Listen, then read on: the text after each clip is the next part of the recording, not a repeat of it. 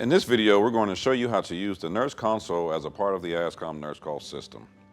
We'll show you two of the most common things you need to know: answer a call and create a task. First, to answer a call. When a call comes in, it typically appears as a notification or alert on your console. Click the speaker button to talk with the patient using the console handsets or the speaker. To upgrade a priority from an alert, answer the call or alert on the Nurse Console. Click Upgrade Priority button to upgrade in Task Management or Request section. To edit the priority level, look for an option to edit or modify the task details, including priority. Change the priority level as needed. Confirm and save the updated priority level to apply the change.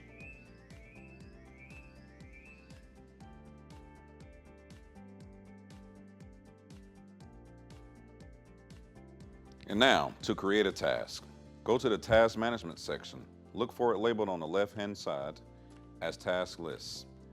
Go to Create and enter task details. Click the appropriate room number and click Create Task.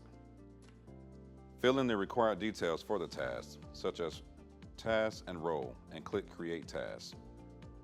Once the task has been handled, select Clear Tasks to clear the task from the task list.